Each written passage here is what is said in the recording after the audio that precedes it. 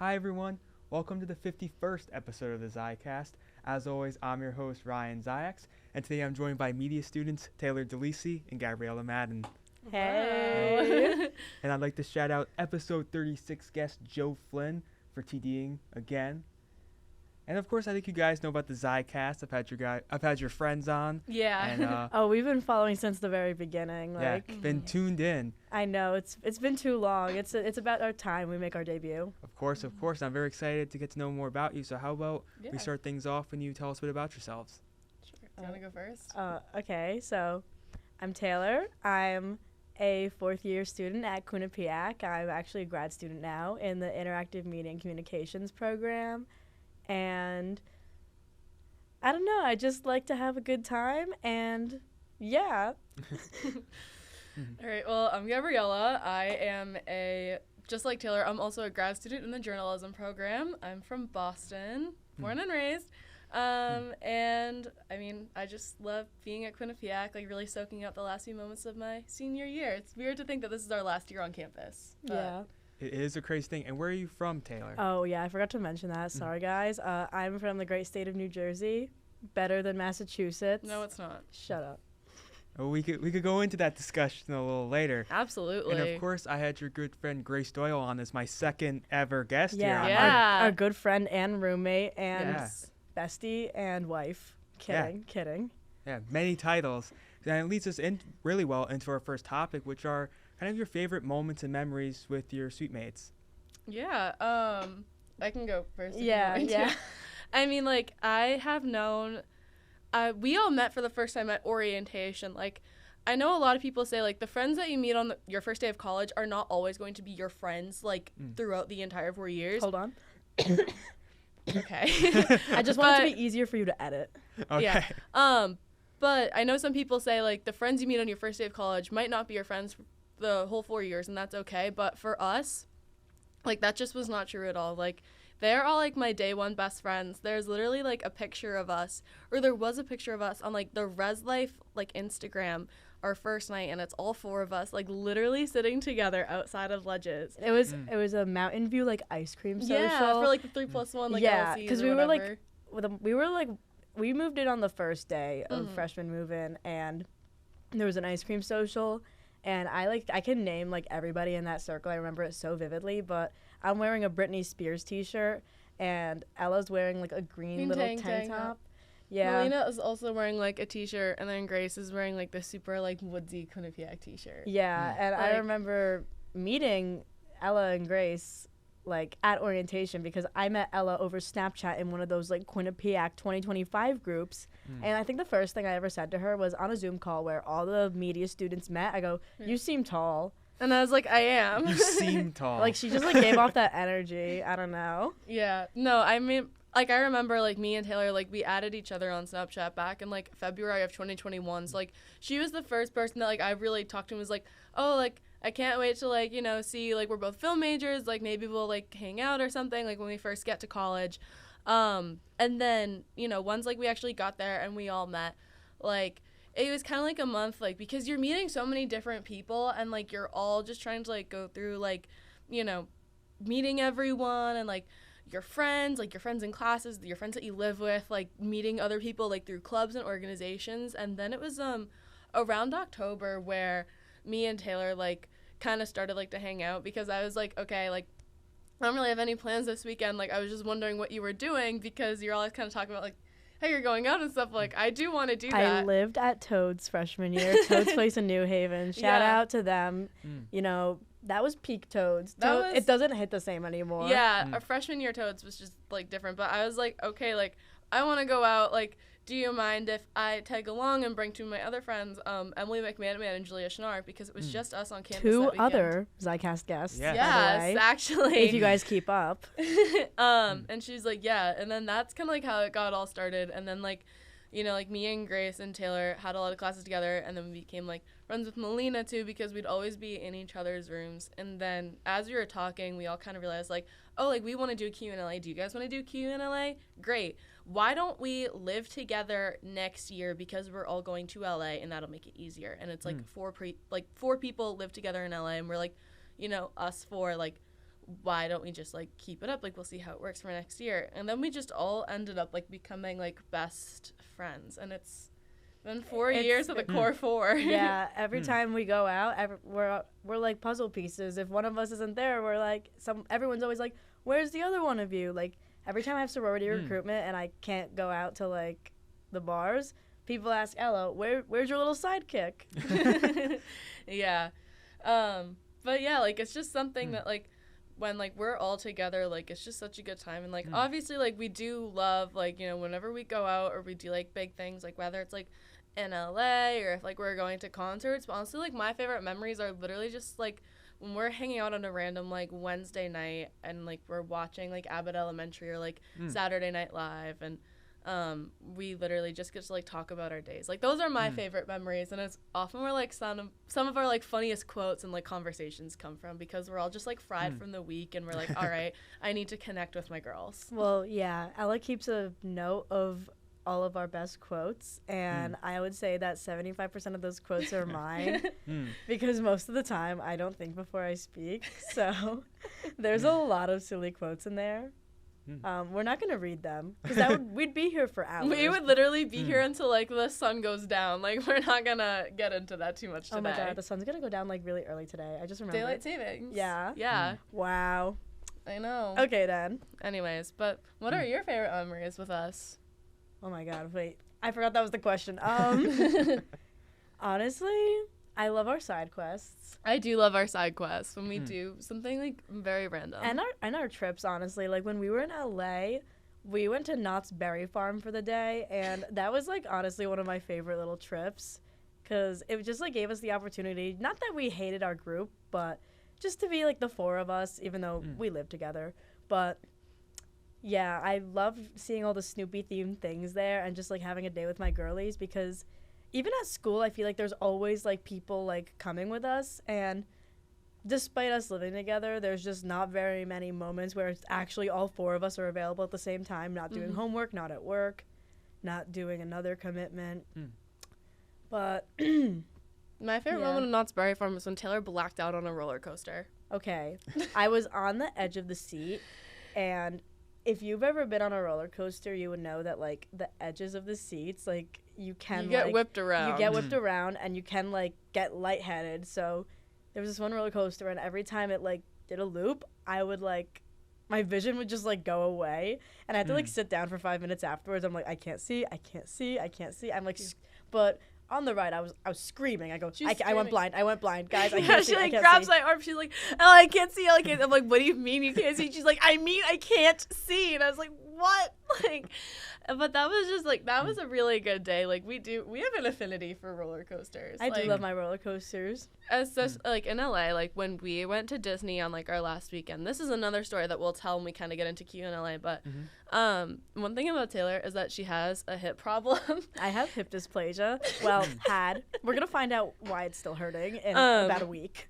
But when we like went to Disney, I was like, wait, Taylor, like why don't you use your hip dysplasia for the good of the people and see if you can get a little like skip the ride thing, which they do with people with disabilities, because like, you know, like standing around, like it just like it hurts. And your hip was hurting at Knott's Berry Farm too. It was. I think that's when we were finally like, okay, we should think ahead for Disney. But we also got like the Genie, so we were operating on 2 different fast passes for 4 people. I think we did every single ride in Disney. We didn't do every single ride, Ella. Well, we skipped the boring ones, but like we got to do all the good ones, and we got to do some of the good ones like twice. Yeah, what did we do twice? Incredicoaster. Yeah, we did the Incredicoaster twice with like no issue, because this was back before they changed the policy. Like they changed the policy like within the last year, I think. Yeah. But I literally just had to do like a Zoom call with an agent, and I was like, yeah, I got hip dysplasia. I can give you a note from my doctor. They're like, we don't need it. But yeah, like that Disney was so fun. Like, cause we were with everyone, but like because of Taylor's hip, like we were the only ones who had like, you know, the hip dysplasia fast pass. So it was just worth like it. us. Disney tickets are expensive. It like was. You use an arm and a leg. Yeah. Yeah. You used your hip. Yeah. Well, hip was for the good of the people, and when we were there, it was just like the food was so expensive, and this is so bad. We got the beignets from like the Princess and the Frog little store. Like I think it was like those were really good. It was like a New Orleans little shop. You made a scene. Yeah, I did make a scene. So you have to like shake the beignets in the what's it called? Bag. The confectioner's sugar. Yes. And I was shaking it and it wasn't getting covered enough. So this random lady at this other table goes, "Shake it like it's your ex-boyfriend." I haven't dated since like freshman year of high school, by the way. So I start like shaking this bag like crazy and it explodes and I get sugar all over me. I still ate them. I paid like $15. I'm not gonna let it go to waste. So then I got sick like that next week, but that could also be from You were sitting in what's the Splash Mountain. So Yeah. Taylor was in like the very front of Splash Mountain, and like all four of us went on because like we're all like thrill ride girlies, which is the best because sometimes like some people are like, no, I don't like roller coasters, but all four of us are like, yes, roller coasters.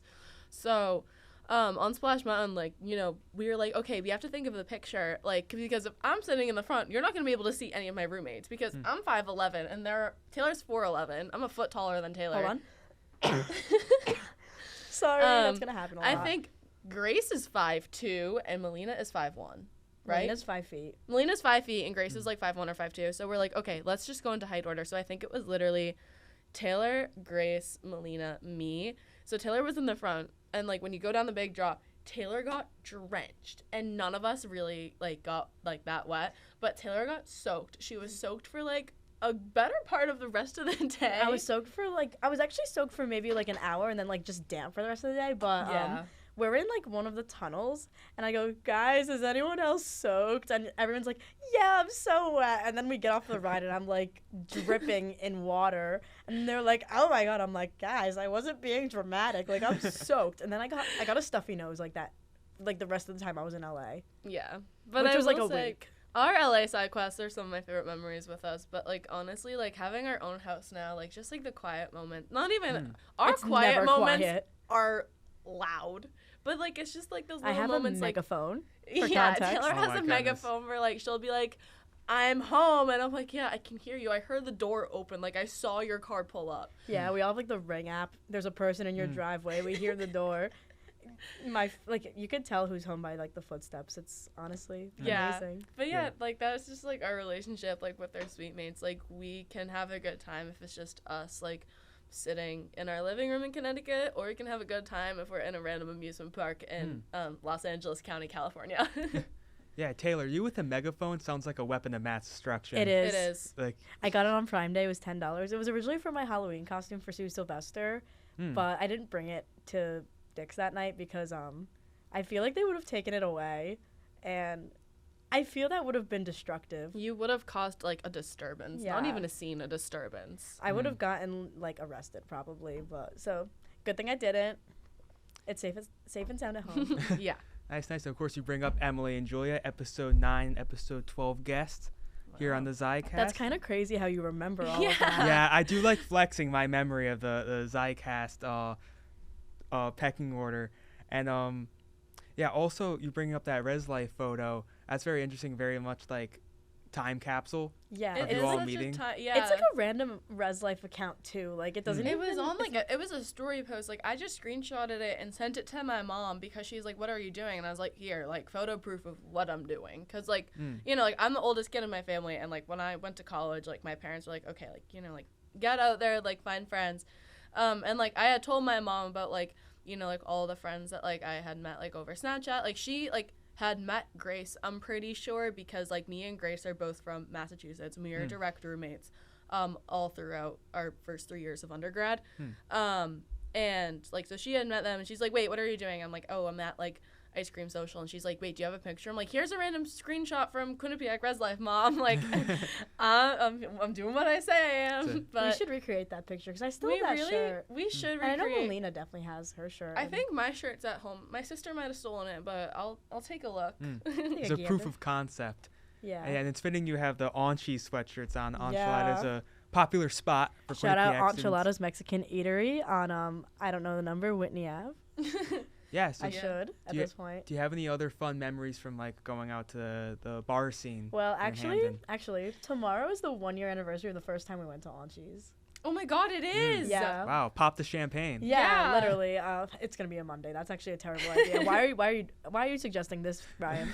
Anyway, so me and Ella are old for our grade. She We was are. born in September of We're 2002, hags. and I'm born in October of 2002. So we turned 21 like way before everybody else did. And you may remember what episode was Liz Ippolito on? What episode was Liz Ippolito? Episode 17. Wow. Okay. Episode 17. Guess Liz Ippolito. So yeah, this is like almost how we became friends with Liz because and Lauren Ryan too. Yeah. Lauren Ryan has not been on the Zicast. Add her to future guests, even though she graduated. Yeah, she'll be back. She always stays. They've stayed at our house 3 times since the start of the year. But anyway, let's get back into the story. Yes. So me and Ella are old for our grade, and we had invited Liz to our 21st open bar at Toad's. Me and Taylor do joint birthday few parties weeks because before. our birthdays are so close. But So close. They're a month apart. They're not that close, but it's they're okay. not that close, but like we make it work. And it's like, well, we're not gonna invite the same group of people like We can't- twice. We also like, yeah. We have the same friends. Like, So when we were 21, we wanted to go to Auntie's, but we were like, we don't know anyone. So- So me and Ella actually did our first hashtag package. we did our first hashtag package on Halloween weekend, and Grace Doyle was supposed to help us, but then something came up with her for like one of her classes or one of her jobs, and she was like, I can't go, but Liz is gonna come help you. And I was like, okay. Like, I haven't really like talked to Liz like that much. Like, we were friends, but we weren't really like, you know, like super close. And like we were just yapping, and I'm like, oh, like I really want to go to Auntie's soon, but like me and Taylor have like no one to go with. And she's like, wait, like if you ever want to go, like just hit me up. So then the next week I text her, I'm like, hey, me and Taylor are like dead, like we want to go to Auntie's, but like we are wondering like if we could just like go with you. And she's like, yeah, like do you want to come pregame at my house before? Like I'll give you a tour, like I'll introduce you to the roommates, like you know Lauren from like my private story. And I'm like, okay, yeah, sure. So me and Taylor like go to Liz and Lauren's house, and like we're pre-giving with them, and then we actually like go to Auntie's, and like we know no one there because we are juniors and everyone else We're there at this babies. point is a senior. And like so like we're hanging out with Liz and Lauren like the entire night, and like we just get like so close because like, you know, like the next morning like you're all just like texting, and we're like, oh my god, like we need to hang out more. Like Yeah, that night, like, she introduced us to, like, all the staff there. She introduced us to our best friend, Marco, the bouncer. And Marco always looks out for us, which is, like, best thing ever. You know, you Yeah. always want to have a bouncer looking out for you, especially as women. Like, yeah, it's good to have, like, staff on your side. And then there's, like, Riley, the bartender. Like, Right. Shout out Riley Chase. Shout out Riley Chase. She's one of Grace Parisi's friends. Yeah. But yeah, like we know like Riley, and like, you know, like Liz and Lauren know like so many people who work there. So like introducing them to us was just like great, but also like that was the start of like a really awesome friendship that like I'm so grateful for. Just because like Liz and Lauren, like even though like they were very much like Liz had been like really good friends with Grace, and then like when Melina turned 21, like Melina was able to be friends with Liz and Lauren, and Hold like oh my god, Sorry. and then like, you know, like when they come to stay at our house, like now we have a really big group chat with like us four and Liz and Lauren, just like we all know where everybody is. It's now called the mozzarella incident. The mozzarella incident, because we were at Eli's a few weeks ago, and Taylor got like fried mozzarella at a bar. Why? I don't know why she did that. She was hungry, and she caused a scene. There was a lot of sauce, and she got sauce everywhere. She got sauce on my jeans. She got sauce on the table. Like, she made a scene. I'd also like to add I'm lactose intolerant. And so For the record. For the record, I and am then we lactose just start intolerant. calling it like the mozzarella incident, which like it's up there in incidents. I don't know if it's worse or better than the calamari incident. One time Taylor and I got calamari in Boston because there's this place in Boston where like on top it's like a really nice Italian restaurant, and then beneath, like in the basement, it's like a club, like a bar. But we got there early to skip the line. We went to like one of the sitting bars, and like the Bruins were on, like it was the playoffs. I think they were playing the Panthers. It doesn't matter. Yeah, whatever. But we were sitting there like watching the game, and then like we're getting a drink. I'm like, why don't we just get like an appetizer? Like, I want to stay up here for the rest of the game, like just because like I like the Bruins. And she was like, all right, like, what do you want to get? And then, like, we're looking through, I'm like, should we get garlic bread? And Taylor's like, no, he's like a little more feeling that. And I was like, why don't we get calamari? So I was starving. Yeah, I feel and like Taylor every was like, time I go out, I'm starving. and Taylor's like, yes, let's get calamari. So we get calamari, and like Not by that, it's not as good as Jersey calamari, but like it did Okay. the job. like calamari at an Italian restaurant is different than like a calamari that you would get at like a seafood place. Calamari in Cape Cod is really good. Well, because it's fresh. And by the end of the night, like our stomach hurts. Like we're in the Uber to go back to my house because I live like right outside of Boston, and we're like it's a silent drive home. Like I'm looking out the window. like we're trying not to looking out die. the window, and like I'm like in my own head. I'm like I feel so sick. Like I just need to go home and lie down. And like once we get home, like my little brother comes home. And, like, I feel, like, very bad. But I'm like, Andrew, like, I don't feel good. Like, Taylor doesn't feel good. Like, please just get us water. And he's like, why don't you get it yourself? Like, I was, like, laying on the couch. I'm like, I can't. I'm laying on the bathroom floor, by the way. Like, curled up, like, shaking. I'm like, Andrew, please just get me, like, a water. Andrew opens the door as I'm, like, puking my guts out into the toilet. I don't know if you want to include this or not, but it's funny. Yeah, so I'm, like, puking in the toilet. He's like, you good? And I'm like, yeah. Like, and then that sound made Ella puke. I'm a metaphobic, so hearing other people get sick makes me sick. And then my parents came home to us asleep on the couch. I think they were at like a 50th birthday party or something, and my mom was like, "Girls, go to bed." Like I think I said something stupid back at her. I was like, we were listening to Fiend to try and take our minds off of the end of like what we just did. So I think your mom was like, "What are you doing?" And we're like, Fiend. And my mom was like, "Go to bed." And then we went to bed. But like, in terms of like family relationships, like I don't know if you guys have ever seen the hit 1980s 1990s sitcom Full House. But if I am DJ Tanner, Taylor is my Kimmy Gibbler. What's up, Tanneritos? Like, because she is just like, she's like she always like whenever she comes to our house, like she's just like instantly like a part of the family. Like she gets along so well with my parents. Like she gets along really well with my siblings. Like I have a younger brother who's a freshman in college, and then my little sister is a sophomore in high school. And it's just like she adds like a little spark to our house. A little flair. A spark plug. Yeah. Yeah, a spark plug. Yeah. What's a spark plug? But yeah, she's kind of like our Kimmy Gibbler, and we call her Kimmy Gibbler very affectionately because whenever she comes home, she makes her presence known. Oh yeah. Well, it's kind of hard when you're in a house full of like tall people, and then there's like this little like short thing running around. This little short thing. Yeah. And then also like I stay at Taylor's house a lot too, because recently. Over the past few years, like, we will try to plan these grand vacations, and then we realize that we don't have money to go on these grand vacations. Because we don't have full-time jobs. So I'm working 35 hours a week, and I still, like, don't have enough money to, like, live up to my lifestyle. Yeah. So then we just end up, like, staying at each other's houses, and it's great because, like, I'm close to Boston and, like, Cape Cod, and Taylor is close to, like, New York City and, like, the Jersey Shore. So, like, if we go to each other's houses for a long weekend, we always are able to fit in, like, a few city days and, like, a few beach days during the summer, which is great for, like, both of our houses. And it's really nice. So we're balling on a budget, but we still get in, like, all the good, like, summer moments. Yeah. I always used to say that, and they didn't believe me until I proved it to them, that New York, like, going out in New York is, like, unlike anything you will ever experience. And I took them out to New York in May 2023. It was after we all went to the Eras Tour in New Jersey. Yeah, and then this was also like 3 days before my hip surgery, so I needed like one last like bang. Yeah. And they had the most fun night of their lives. We met these guys who went. Where did they even like come from? Jonah. I don't even Jonah remember. and them. I don't even know where they're from. A few of them went to like UMiami. Like I think they all went to like these like really big schools. But They definitely were like. They were like business like bros. Like one of them started doing push-ups in the middle of the club. I yapped to this one guy about the job market for like 30 minutes, like, and I couldn't tell you any of the conversation. But it was like celebrating Grace's birthday too. So she was just getting like all the attention, and it was great. It was on a rooftop bar. It was on a rooftop. Like shout out Hotel Chantel. And very it was expensive, also great, but great night. It was great being in New York because everyone was watching at the time like the Celtics Heat like Eastern Conference like championship. And it was game 6. Like, if the Celtics lost, like, they went home. And, of course, everyone in New York hates Boston. It's like they were rooting for the Heat. It was so nice to be on that rooftop as everyone from New York watches Boston win to make the series tied at 3-3. I don't. Was the game I even remember. on? Yes, it was. I only we remember were walking Fleet past, Week. and, like, I saw, like, people watching it. They were, like, cheering for Jimmy Butler. And I was like, Miami sucks. And then I ran away.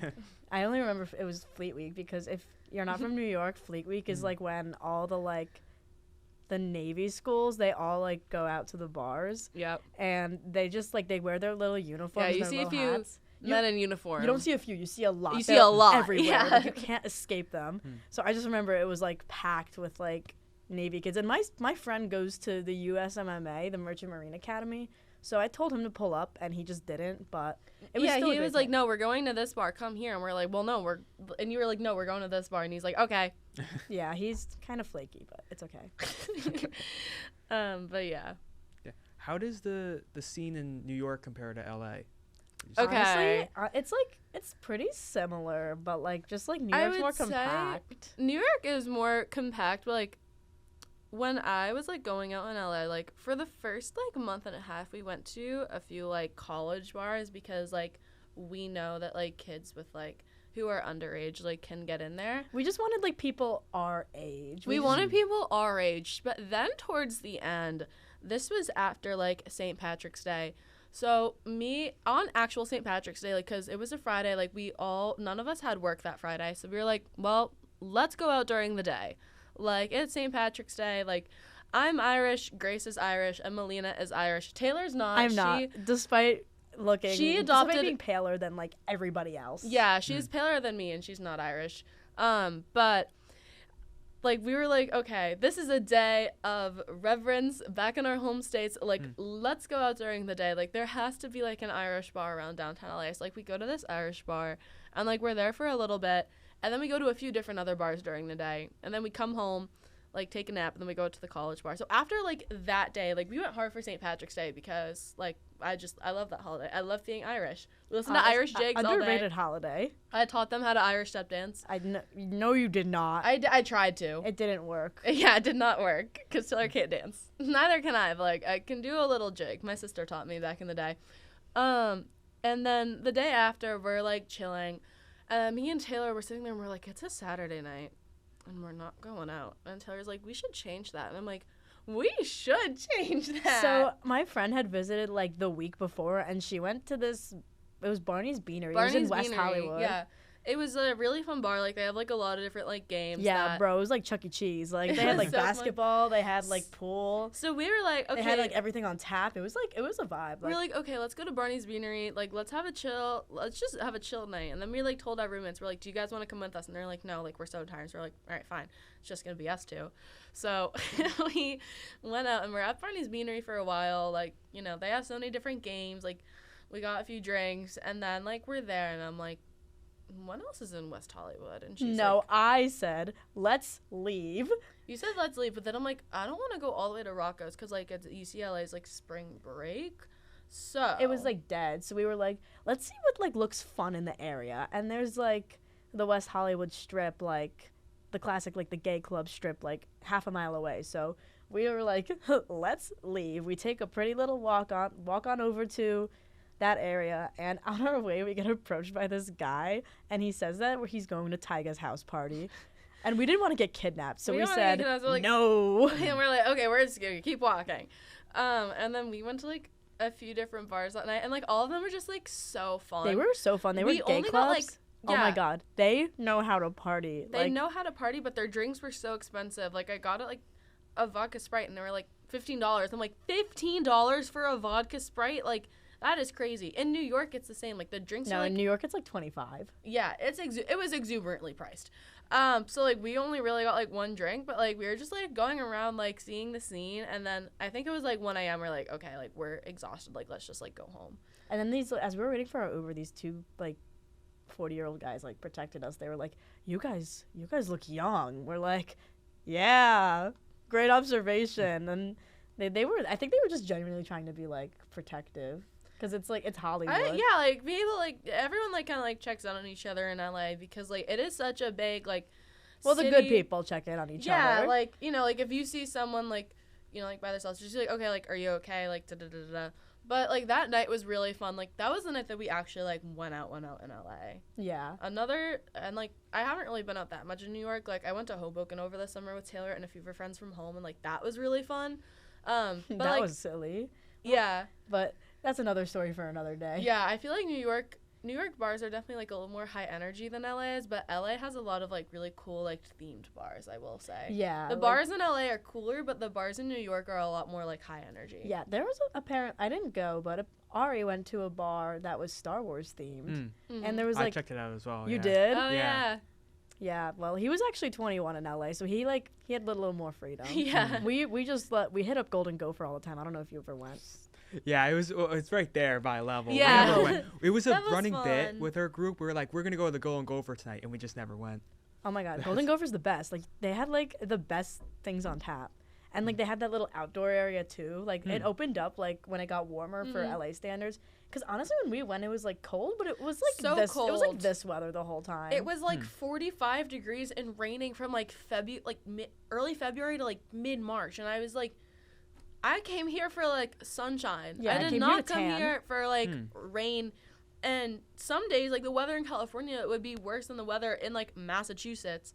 And I was just like, not like I need a refund, but I'm like, bro, like I came here to escape think- my seasonal depression. I think it was like an El Nino or La Nina year, so El it like Niño. it made the weather all like weird. There was like a blizzard warning in the valley when we were there. And it was like the first one in like 80 years. And we were like, bro, of course there would literally be a blizzard in Southern California while we are here. Can't escape the New England. No, we brought it with follows us. Yeah. Well, Oh my I'm not God. from New England, but like whatever. I am. The general area. Yeah. East Coast. And East we'll Coast. and we'll get into LA stuff as we Yeah. keep going. But I'd like to kind of combine a couple of topics for our next one, and I'd like to ask you guys what led you both to studying film and kind of how student media helped you. Yeah. What led you to studying film? Well, okay, so ever since I was little, I've always been like someone into like creative stuff. Like you can ask my parents, I was like always into like doing crafts because I was the least athletic kid you would probably ever meet. I still am. I'm like the most uncoordinated person ever. So like something where I could just like kind of use my brain and like be crafty, like that was like my cup of tea. I would much rather like do that. So in that realm, one day, like I was 7 or 8. I got the urge to look up like Littlest Pet Shop on YouTube, and I see that people are making all these videos with their Littlest Pet Shops. So I was like, wait, I want to do this. And mind you, I didn't have like a professional camera. I had a red digital camera, like the baby cameras that people bring and like use all the time nowadays. That's what I had to record videos on. Like I didn't know how to do any editing, but I made like my first like few videos, and I had my mom upload them like with an SD card into like the computer and put them on my YouTube channel. My first YouTube channel, LPS Fun Stuff. So like that happened. I would like make videos every now and then when I was also like 8 years old, and then I think when I turned 10, I got my first iPod Touch. So then that's where I like learned how to teach myself editing on iMovie, and it was just like basic transitions and like the iMovie default music. But I was like, this is so cool, guys! Like, look what I'm doing. And then like one day, this was like the summer before high school, I'm just kind of like up in my bed having like a crisis. Like, what do I want to be when I grow up? Because I was a pretty like gifted and talented kid. My parents always thought I was going to go into like a hard field, like something medical. But then I later realized I don't think I could ever put a needle in somebody or something ever. So I had to like scratch that out entirely. So then I just kind of had an epiphany, like I want to do film. So then I was originally going to take computer programming as my elective in high school, fun fact. I don't even think you knew this. No, I don't think I did. Well, it like never really came up in conversation, so. But I like go to my guidance counselor, switch out my elective for journalism because that's like the closest thing. And I took like all communications courses in high school. Like we had a morning news show, and I would like go there. I would write the stories. I did like all that I could in high school to like prepare myself for college. And then I visited Quinnipiac in spring of 2019, long time ago at this point. Oh my God, like almost over 5 years ago. 5.5 years ago. Oh my God. Yeah, and I remember, Dave Atkins was at like the communications table, and he was like telling me and my mom for like 30-45 minutes about like the 3+1 program, like what you do, and like my mom was like so dead set on me going to Quinnipiac, but I wanted to go to California because I wanted to like get the hell out of the East Coast. Later on, I realized I applied to film schools that had like a 2% acceptance rate. Like the program itself was just like very competitive. So Quinnipiac was like the only school that I got into out of state, and they gave me like a good scholarship. So I was like, okay, I graduate in 3 years, like, and get my master's in the last one. I'm saving money. Like, it would be stupid of me not to go. Yeah. So then I committed in, like, April of 2021, and I've been on my film wave ever since, you know. Quinnipiac's taught me so much about, like, film and all of that. Like, I don't think I would have gotten this experience anywhere else. Like, I don't know any other school, but that has, like, what Q30 offers with, like, all the different shows. I know Syracuse has, like, their version of a college TV station, but, like, I feel like I would get, like, depressed up there. It gets so cold. It's in the middle of nowhere. Like, and I got waitlisted, so, you know, everything happens for a reason. And being an hour and a half from home, like, it's not as bad as you'd think. Like, It's really not. my parents are, like, they don't visit anyway. If they wanted to, they could, but, like, I'm like, guys, Your mom I'm literally fine. came up this morning. Okay, she was looking at something on Facebook Marketplace in East Haven. She brought us Jersey bagels. Shout Yeah. out Michelle Dilisi. I don't know which camera is this one? Okay. Yeah. Shout out Michelle Dilisi. Shout out my mom. She always brings the best Jersey bagels whenever she comes to From visit. Bagel Train. It's actually in Suffern, but, you know, it's close enough. So- Suffern's on the border of New Jersey and New York, so the bagels are still delicious. We love you, Michelle. I don't know if she's going to watch this. Yeah. Well, now you have to make her watch it because we showed her out. Yeah, I'm probably going to forget to tell her, honestly. She didn't know I was on hashtag for, like 4 months. Oh, my God. Because I didn't feel like explaining it to her. But anyway, yeah, do you want to go now? Yeah, so, like, kind of like Taylor, like, growing up, like, I was a very creative kid. And, like, even though I had a lot of different interests, like, I really did love to, like, write and read and, like, tell stories. Like, that was just one of the things that I really gravitated towards as a kid.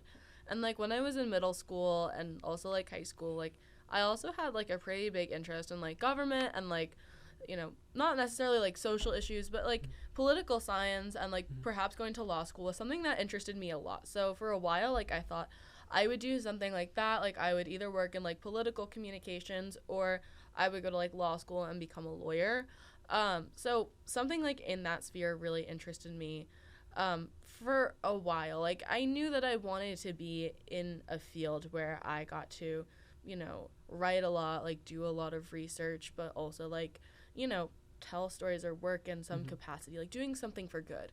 But then, like, when I was in junior year, I just, like, when I was taking AP Lang, it's so different than, like, what you're taught in high school, like, for, like, just analyzing books and, like, following a formula. Like, my high school English teacher, Miss Murphy, she really, like, pushed me to, like, really, like, take risks with my writing, and it really just reminded myself of a passion that I had when I was younger. And I'm like, I don't care what I want, like, what I do when I grow up. All I know is that, like, I need to write. Like, this is something that I need to do to feel myself. This is something that I need to do to, like, you know, be the best version of myself.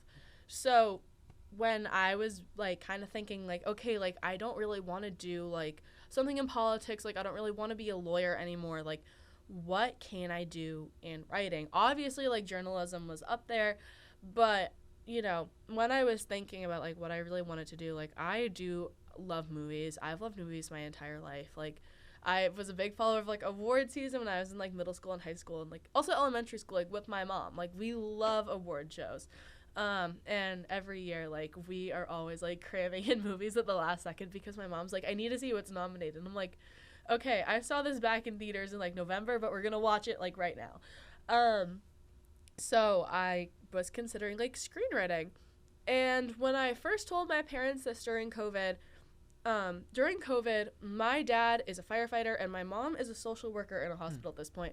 Imagine you come home from a long day of work dealing with, like, a deadly pandemic and, like, 2 very, like, high, like, pressure jobs, and you come home and your 17-year-old daughter's like, I want to do film. Like, then they reacted. They were like, are you sure? And I was like, yeah, like, this is what I want to do. And they're like, are you positive? And the more I explained it to them and, like, what I wanted to do, like, obviously, I would round it out with, like, some journalism stuff, like, you know, maybe, like, take, like, a marketing class at one point and, like, you know, be, like, well-rounded so that way, like, if the exact film path doesn't work out, like, I have stuff to, like, fall back on. And they trusted me because they were like, okay, like, if this is what you want to do, like, we're not going to stop you. We're going to support you, but you need to show us that, like, you want it. Like, this is where you, like, take initiative, like, get good grades during the pandemic, like, take on responsibility. Like, if you want to do it, like, go for it. So, like, having, like, their support behind me was great. And as we were, like, learning about so many different schools, like Emerson, American, like, all of that stuff, they were just, like, you know, like, we would talk about college, and nothing ever felt, like, 100% right. Like, even though I got into those schools, like, you know, like, they were expensive. Like, especially for Emerson, like, they offered, like, a really great film program, like, especially screenwriting, because that's what I wanted to do. Like, I submitted, like, a lot of, like, short film scripts to all of those schools. But they were like, it's just not financially feasible for us to pay all this money so you can go to school 30 minutes away.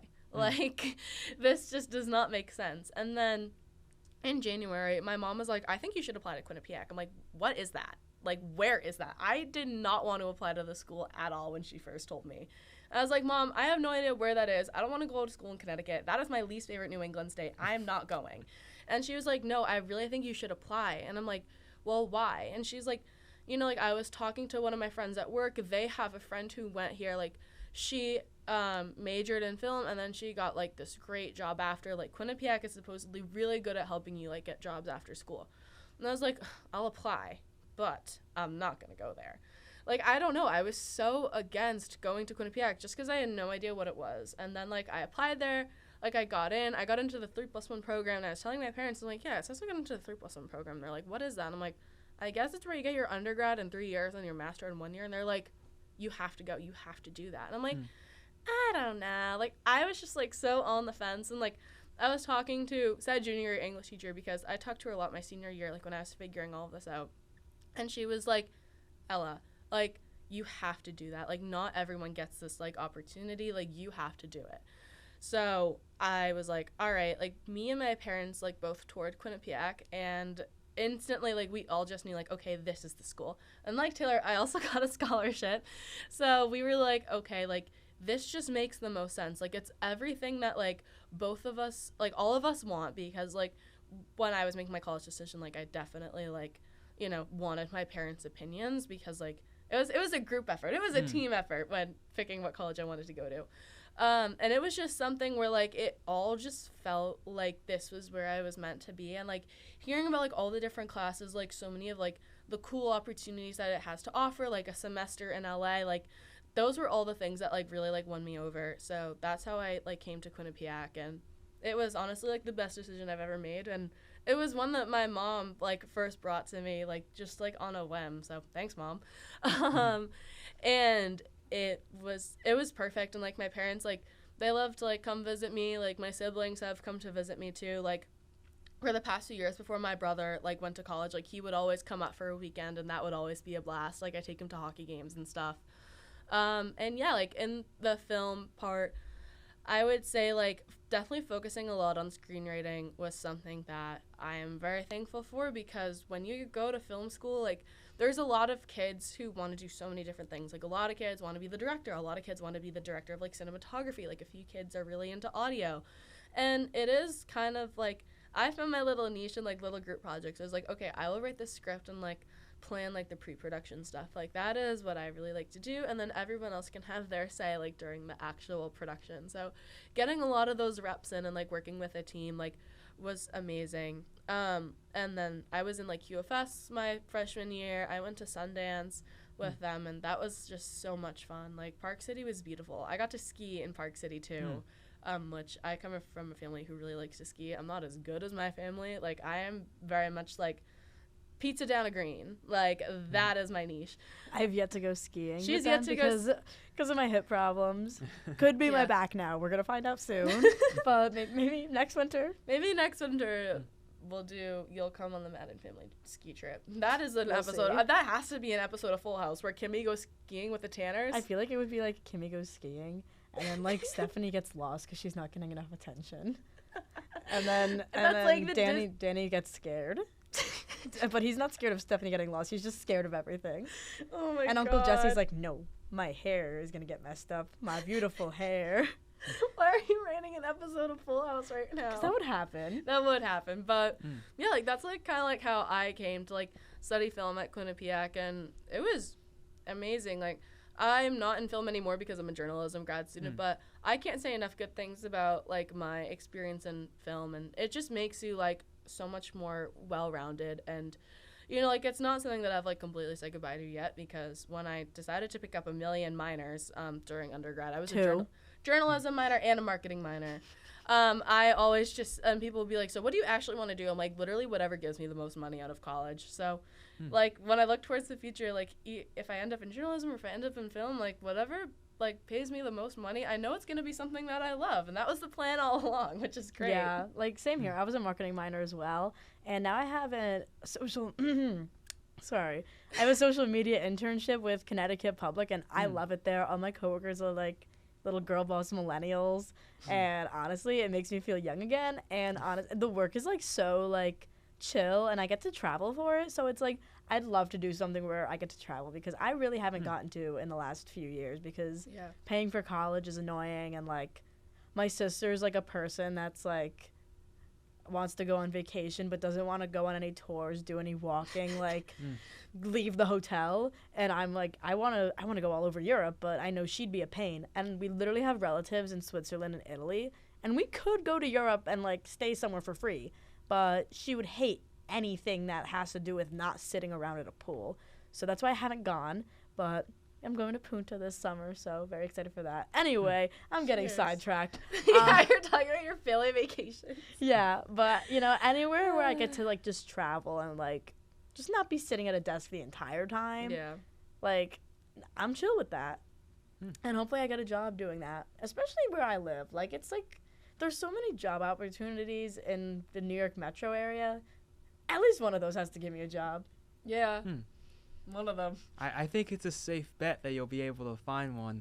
And I second everything that's been said here. And to speak of travel, I'd like to circle back to you guys' time in LA. If you don't mind adding anything, like where your internships were or any other experiences you had. Yeah. I interned for Flaunt Magazine, which is like an arts and culture publication that's based in LA. So I covered a lot of stuff like fashion, art, like music. It was really cool, and it was like my first like journalism internship ever. I was like close with like all the interns there. Like my boss was amazing. Like everyone on the Flaunt team was just like so awesome, and they still kind of have like a little partnership with like Quinnipiac. Like they're in contact with Andre, so like you know, they still have like that little partnership going. But it was just like so much fun. Like I got to write about so much, and like especially like having their trust, like when I eventually worked my way up, so doing like Q&As, doing features and profiles and stuff, and getting to like actually interview people. It was just like so cool, and it was just such an amazing experience. Like I got to talk to so many cool people. Well, my internship, it wasn't as like hands-on as yours. Yeah. I worked for LA Uncut Casting, which is like a casting publication. It was a lot of like phone calls and like email reminders, and it was remote. And I'm not saying anything bad about the company. I kind of forgot my boss's name. Jacques, if you're watching this, hello. But I'm just not a person that was built for fully remote work. Yeah. Like, I got, like, such terrible cabin fever, which, like, low-key led to me being, like, really homesick in LA. But honestly, I'm just glad that I learned that now and not later in my career. Because I love having a hybrid schedule, but, like, full-time remote, it's just, like, something I can't do because it's hard. It's hard for me to separate, like, the workspace and the school space. Not workspace. The workspace and, like, bedtime place, because it's like like it's home just space. Yeah, it's just so easy to like log onto your laptop from your comfy bed, even though the beds in level were like hard as a rock. I Oh don't my know god, if they you were agree. the worst. They like felt like you were like laying on springs every night. So I mean, I kind of slept like crap for like the entire time I was there, and going back home to my home bed was like heaven on earth. Heaven is a place on earth. But yeah, I just find it really hard to like actually like get like lock in on remote work, which is like the days that I do ask to work remotely from like my other jobs, I'm not fully locked in because I have to get ready to go somewhere, or like I have to like go somewhere. I just have like a lot to do on my remote days. Sorry, I just burped. Don't worry. But yeah, like I think like being in LA and like me and Taylor like had like very different like professional experiences in LA, and like we've talked about it a lot too, because I think that was like until that point like me and Taylor like we were film major, marketing minor, and we also, like, we lived together. Like, we did a lot of things together, and I think that was, like, in LA, that was, like, a first, like, big moment where we were, like, you know, on, like, separate paths, and it was definitely, like, a big learning experience for both of us because, like, while I had a job that was, like, in person and it was fully, like, fit to my needs, like, she didn't have that experience. And also, like, being there for your friends, like, we both had to learn, like, okay, like, you can be excited for your friend, but also know, like, when to be there for your friend, too, because everyone was going through something in LA. Like, I, you know, had a lot of, like, hard time, like, I had a very hard time being away from my family. Like, my mom and my sister came to visit me, but, like, I didn't see my dad and my brother for 3 months. And also, like, I was taking a lot of, like, classes when I was in LA, which, like, I was also, like, struggling with those, too. Like, that was a lot because, like, working in person and then, like, coming home and, like, fitting, like, all those classes, like, into your week as you're also going on excursions, like, you're really stressed out. And also, like, I was taking, like, my science class, which I am not the most science-minded person, so I was, like, it was hard. But, like, I think it was also great because once, like, we kind of, like, talked about that and learned about how we could be, like, better friends in that sense and dealing with this, like, very pivotal moment for both of us, like, I think that just made, like, the rest of LA, like, whenever we did get to do, like, great things, it just made it, like, so much sweeter. Yeah. And I think, like, having those, like, really cool experiences, we got to go to, like, panels, and we also, like, we went to San Diego for a weekend. San Diego was so fun and so beautiful. Like, and also, like, I would go back before I'd go to LA. Yeah, we were in Disney, like, Disneyland, like, when Quinnipiac won the national championship, and, like, that, I think, when we came home from, like, Disneyland and, like, everyone was celebrating in Connecticut and, like, seeing everyone at the Darty, like, that was our last week in LA. That was the most homesick I think we all were. And I had the worst FOMO ever. I had the worst FOMO ever. It was awful. Like, I literally, like, I was talking to, like, Grace and, like, talking to my parents. I'm like, can we move our flight earlier so we can go home for the Darty? Like, I was literally, like, about to, like, pack my things up as soon as I landed in Newark and just, like, drive right to Connecticut. And I would have figured everything else out. No, literally. But ultimately, like, it didn't end up happening because, you know, Quinnipiac did not want to do, like, a parade or anything. So we literally just had that one Darty on Monday. And then I was going home, like, Thursday. So I'm like, okay, well, this is crazy. Like, hi, crazy, I'm dad. Like, I was really mad because we were all like, okay, we're literally all coming home Thursday. What if they do a parade on Friday or Saturday? Like, we'll be home for that. And then they did not. So it was... You know what? Everything happens for a reason. Everything happens for a reason. And I was very jet lagged. Oh, my God. I was so jet lagged. Like, my first night that I was home, like, seeing all of my family, like, for the first time in months, like, they all, like, went to bed at, like, 10 o'clock. And, of course, 10 o'clock Massachusetts time is 7 p.m. LA time. So I'm like, I'm ready for dinner. Like, I stayed up until, like, 3 a.m. that night because I'm like, I'm just, like, not tired. And I did not make myself get back onto Massachusetts time, like, as soon as I should have because I was so jet lagged, like, for days. Like, I was on a red-eye flight. So. You were on a red-eye flight. So I, like, went to bed as soon as I, like, landed at home. I think I fell asleep on the couch. Yeah. It's because, my mom, like, one of her friends was staying over and was, like, in my bed. So so I was, like, asleep on the couch, like, face down. Oh, my God. I will say, as soon as I got home, like, there's, like, a Frank Pepe's that's in a few towns over from me. But obviously, like... Wait, there's more than one Frank Pepe's? They open it... Well, it's not necessarily a chain. The original one is in New Haven. Yeah, that I know, but I didn't know they had multiple. Yeah, they have it in Massachusetts. So literally as soon as I got home, like, they had, like, Frank Pepe's, like, in the fridge for me. And I was like, this is a welcome home dinner. Like, I just needed a bagel. I missed Massachusetts. Like, I missed, like, Connecticut pizza. And I got... all of that, like, on my first night home. And then I got to go to Mary Lou's the next morning, which Mary Lou's is, like, a coffee chain in, like, Mass, mostly, like, on, like, the South Shore. It's my favorite coffee in the world, and I got to get it the day after I got home, and it was just, like, my first Mary Lou's back was amazing. Yeah.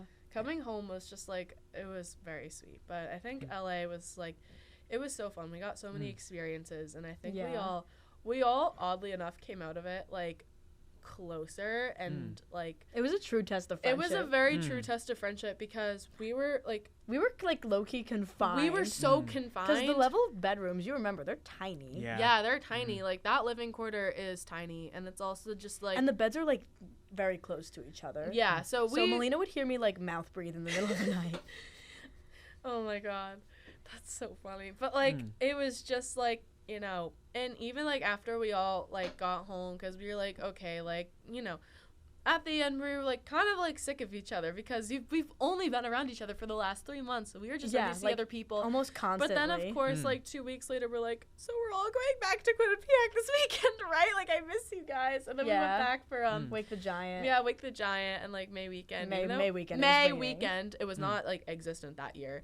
But like we all went back and like saw each other, and then of course like we were like, okay, like we're only going to be apart for a month, and then we're all together for a week straight to go to Taylor Swift. So twice in 1 week. Twice in 1 week, best week of my life, because I love Taylor Swift. And I was exhausted, and it was like a good last hurrah before I got my hip ripped open, rotated, and like on anesthesia for like hours. Yeah. When I came out of the room, no, when I like first woke up, I go, you guys can start. And they're like, nope, we already did it. Like, no, they were like, okay. And I go, wait, did you already do it? And they're like, yeah. I'm like, okay. I remember like, this so vividly. Sure. But yeah, like LA was like so much, it was so much fun. And like we all learned a lot about ourselves. We learned a lot about each other. And like ever since then, it's kind of just like this, nothing is breaking apart this friendship. No. Like the four of us, like not even. Like, you will be in the room to see the birth of my child at this point. What? What? On another note, Sorry, that was comedic timing. She's laughing. On another note, but continue. It's very... That just got me so off guard. Comedy is supposed to be shocking. Yeah. Yeah. Yeah, it's very easy to get burnt out in LA too. Yeah. Oh my God, yeah. And I very much agree. Yeah, those like very tight quarters and level. You're doing these very adult things. Like it's so easy. It really does just test you in so many like I had ways. just turned 20 at that point. Like I had just gotten done being a teenager, and all of a sudden it's like now you gotta go grocery shopping. Something we all still are so bad at. Like we go grocery shopping like separately now because it's like we all have like different things, but now like the freezer is like overflowing. Like no matter what.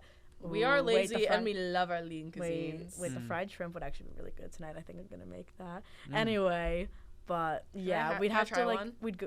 Yeah. Thank you. We'd go to Ralph's with like and like carry all the bags like 3 blocks back to level while like trying to avoid like the weirdos on the streets. Yeah. Yeah, I'd have like 4 bags on each shoulder. Literally, yeah. And then like I'd be like about to cross the street like and we'd have to like learn how to use like the coupons and like look for the deals.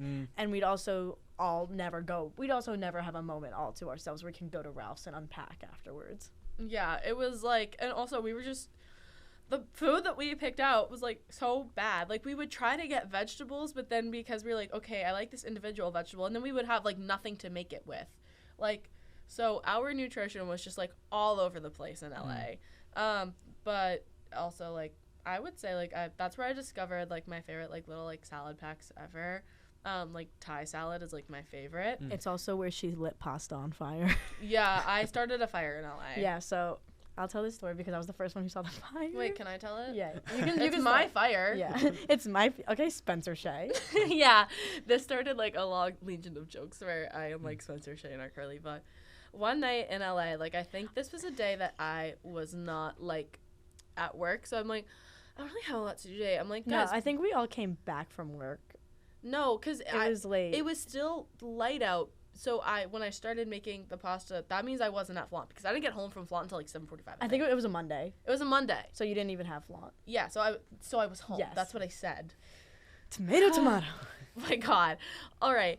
So I was like, guys, like, what if I made dinner? Like, I can make shrimp scampi, but then like Grace is vegetarian, and Taylor at the time was like not sure if she would like it, because she's very picky.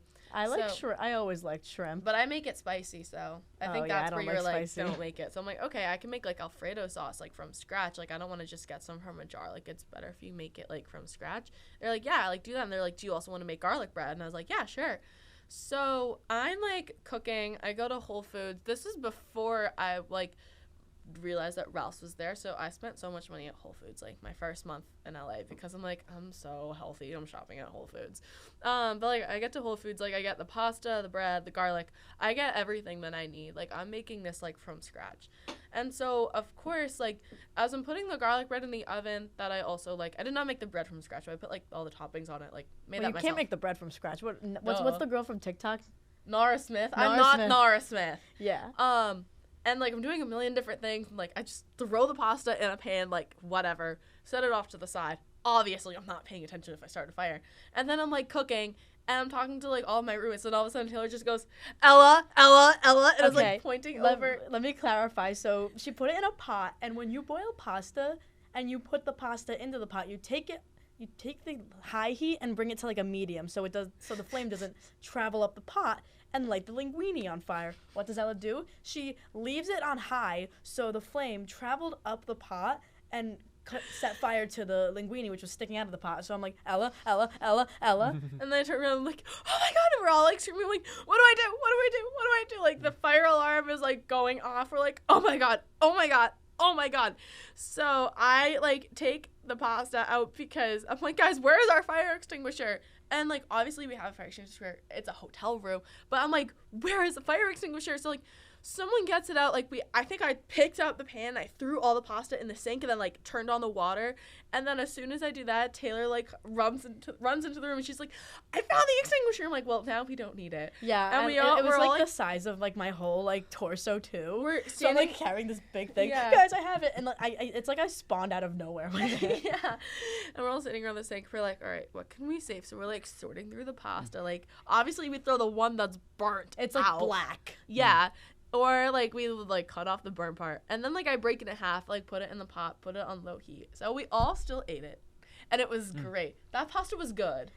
I, like, don't remember the taste of the pasta. I was more focused on, like, the fire that you started. But I will say every roommate has, like, started a fire at least once. Every roommate has started a fire. That was just, like, the most traumatic because it was, like, big. Yeah, like, Melina one time, like, accidentally had a paper towel on fire. Grace, like, set the fire alarm off a few times in Crescent. She set an egg on fire.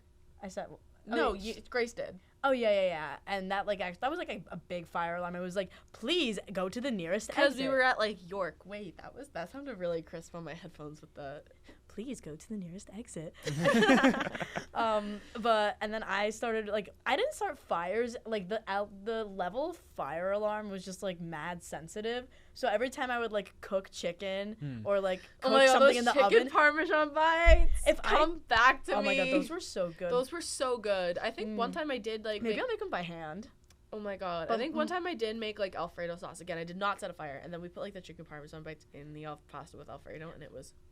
But let me continue my fire stories. If you didn't close the oven fast enough, it would, like, set the fire alarm off. So I don't have to do it, like, very quickly, so that way it wouldn't go. I don't know if Level fixed it since then. It was not great with us either. Okay, yeah. Anything on the line, the fire alarm was just going off. Yep, yeah. Yeah, and that's why I, like, started hating it by the end. I was like, there's, like, no kitchen tools. We have to run the dishwasher, like, every day. Good thing we weren't paying utilities at that point. Yeah. But...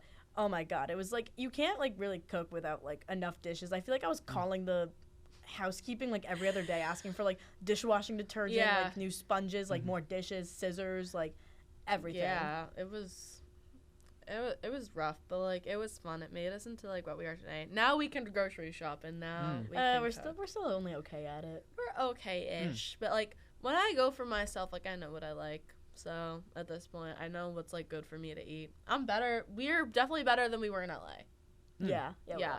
So Still learning, and that leads us very well into the next topic, which is your guys' experience as grad students and what that's teaching you. Well, I mean, my program's like fully remote, and fun fact, I hacked the system. I'm actually not taking any classes right now, but I'm getting internship credit. Yeah. So it's like really giving me a preview of like adult life. Like, I live it by myself. I go to work, like, my 2 jobs. I only go into Hartford twice a week, but I get to grocery shop. I, like, go to my doctor's appointments. Like, I live with roommates. I have my own room. I live in, like, a town away from my family. It's, like, I could dig this, but, like, post-grad life, there's nothing that scares me more than that because I'd never want to leave my friends. We're not going to get into that. Yeah, we're not getting into me sob, actually. Post-grad, yeah. Yeah, like I'm in journalism. I'm taking 4 classes right now. I also have an internship that's like remote, but I have a lot of meetings for it.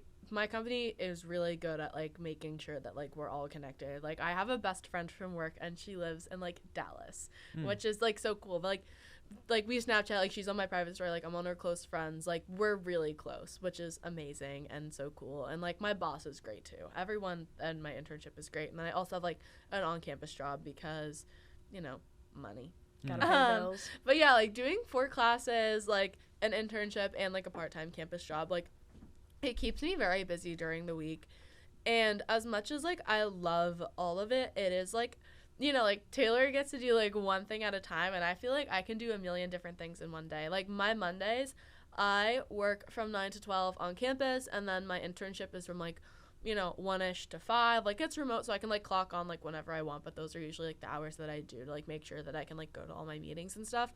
And then I have class at night from 6:30 to, latest like 9 p.m. Usually we get out around like 8:30, which isn't that bad, but like on days where I have like just like a million different things, like I'm very much like running around a lot. And it is definitely like really tiring. Like it is kind of hard to like have like time to myself. Like I do love like going on like walks and hikes like outside in the nice weather. Like that's like my workout of choice. Like I love to just do like a walk outside. Like that to me, it's good for my mental health and good for your physical health too. And sometimes like it is a lot, but I'm learning a lot about like what I like to do for journalism, because over the summer, like when I was interning, and also like had my job at home, like I worked like front desk for a gym because I wanted a free gym membership this summer.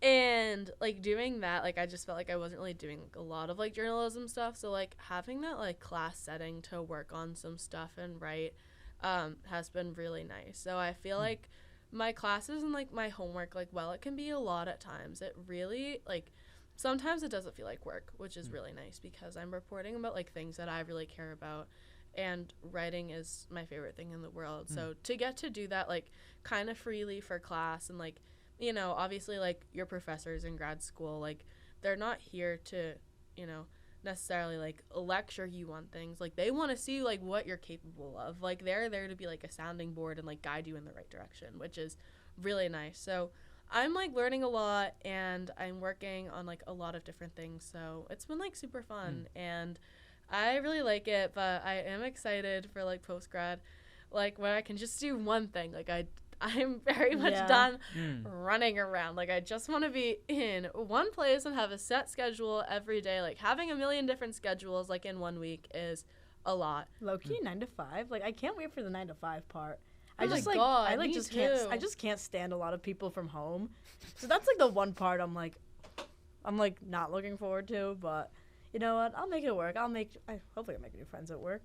And Liz only lives like 20 minutes from me. Yeah. So I can always go hang out with her. And I have another friend, Caitlin, that lives like around the corner from me that I met at Quinnipiac. Like that's a good thing about coming here is that like I met friends from like Bergen County. Yeah. I feel like not a lot of like my super close friends live in Massachusetts. Like obviously like Grace lives 20 minutes from me. Like when Grace is in Mass over the summer, like after LA, like me and Grace hung out 3 times every single week. Like me and Grace are always like hanging out over the summer because I'm like, I'm bored. Do you want to do this? And she's like, yeah, I'll be at your house in 20. I'm like, okay. Or I'm like, I'll be at your house in 20. I'm coming over. And she's like, yay, like come over and swim. And I'm like, please, I will.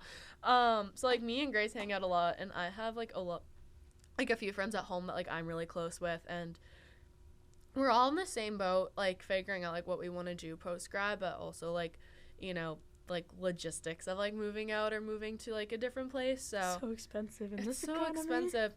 But my little sister, because like when I like come home, like we're thinking of like switching rooms, but like she does not want me to live at home after graduation because she's like, no, I like my room. I like how this is right now. You're not moving home. And I'm like, I am moving home. And she's like, no, you're not. Like go move out. And I'm like, I don't have the money to move out right now. Like, I need a job to move out, and like I need to save up a little bit. And she's like, no, you don't. Like, you got this, girl. I want to try and live at home for a year if I can, but I don't know where I'm gonna get a job offer, so I might have to go into debt. Yeah, like it's kind of hard because it's like I don't really know like where I'm gonna work after graduation, and it's also just like like obviously like I want to live with like my friends at one point, but like my friends are all planning to move back home, and like that's like kind of my plan too. So it's just kind of like waiting to see like where your friends get jobs to be like, I also got a job here. Do you want to live together? Like, and it's so, like, it's just weird to kind of be like, I don't really know what's going to happen, but also at the same time, like, it's very freeing. Like, life gets to surprise me after I graduate, which is so fun. That's what I'm hoping for as well as I'm approaching graduation as well, since we're all in the same boat. Yeah. It's a little scary, but it's scary, but like it's fun. And I do like to see that I'm doing better than some people from high school. So, amen. Like I go on LinkedIn, their profile picture is still like their senior portrait. I'm like, buddy, what are you doing? Yeah. There's no better place to flex on your haters than LinkedIn. Well, Instagram's LinkedIn's but better. LinkedIn's different. Yeah, it's like I love like seeing what people are up to. Like I love LinkedIn. I love Venmo. I love looking through people's Venmos and like just seeing like what they're paying each other for. That's why I always do stupid captions. I'm like, yeah, true. I kind of just mostly like set mine to private at this point because I'm like, no one really needs to see my business unless it's like funny. But like, yeah, I don't really flex on Instagram like that much because I forget to post on Instagram a lot. Like I don't. I make sure everyone knows what I'm up to. Yeah. Everyone should know what I'm up to. Everyone knows where Taylor is at any given point during the day. Yeah. But for me, like, Melina more. Yeah. Melina's like always posting on TikTok. Well, she also like has her TikTok shop like deals where she's she's gotten some money from it. I got a bodysuit out of it. Yeah. But yeah, like on Instagram, like I don't really necessarily post like that much, but like on LinkedIn, I love checking LinkedIn a few times a day and just like, seeing what people are up to in the professional world. Like, it's fun. Yeah, and speaking about what you're up to, I like to ask you guys, what are some things that people might not know about you? Like fun facts. Ooh, what fun. Well, I mean, I feel like once I say it, people are like, this is so obvious, but I actually went to Catholic school for my entire life. And like literally K through 12, I started at one school from K to 5th grade, but then like it kind of started like going down the crapper because Catholic schools don't get that government funding. Like it's all tuition based, and like the teachers, like you don't even need a master's degree to teach. You don't need like a certification. So like they low-key like hire anyone. Like you should teach there. That could be your post-grad job. Do you know how they pay like nothing? Go teach at AOL. If anything, I'd teach at IHA because like they actually have like they'd have a job for me, but like you do not. They have like you don't need like any qualifications, and then they pride themselves on being like top tier education, which like I mean I guess, but like they also don't have Common Core, so like there's like a lot of things that like I like didn't learn, and then I transferred to another school from 6th to 8th grade. Shout out AOL, like.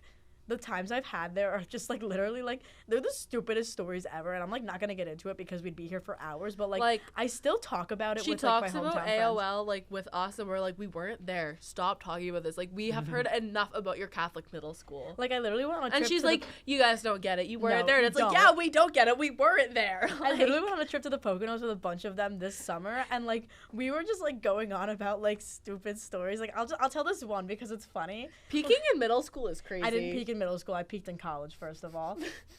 I was weird in middle school, but anyway, there was this one time we had this Spanish teacher, and she was like the whitest lady ever. She was French Canadian, and we like to mess with her, and I feel so bad because like she probably goes through this so much still, but this one kid was like, Mrs. Leonard, there's a mouse by the garbage can, and she goes, oh my god, and then he goes, don't worry, I caught it, and it was a computer mouse.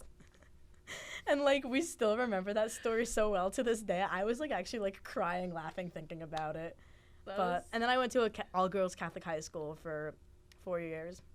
And, you know, after going through that and, like, seeing how catty girls can be, like, nothing hurts me anymore. Like, you could literally be so mean to me, and I'd be like, okay, sticks and stones, girl. Like, that does not affect me. Like, if someone's, like, gossiping about me, I'm like, okay, what I do? But, yeah. Catholic school girly, and now I'm here. Unfazed. Yeah. Like, nothing shocks me anymore. One thing people might not know about me is I'm really good at, like, doing hair. Like, when I was younger and, like, I was, like, babysitting my little sister, a foolproof method that I learned when I was babysitting her was, like, I'd be like, if you let me, like, braid your hair or curl your hair, I'll let you, like, watch a show while you do it. And she's like, okay. So, like, I would always, like, practice, like, doing hair on her. Like, my American Girl dolls, like, when I was little, And then like as I got to like middle school and high school, like middle school, I always straightened my hair. Like my hair was like fried. It was that so was bad. like the vibe. That was at the the vibe time. at the time.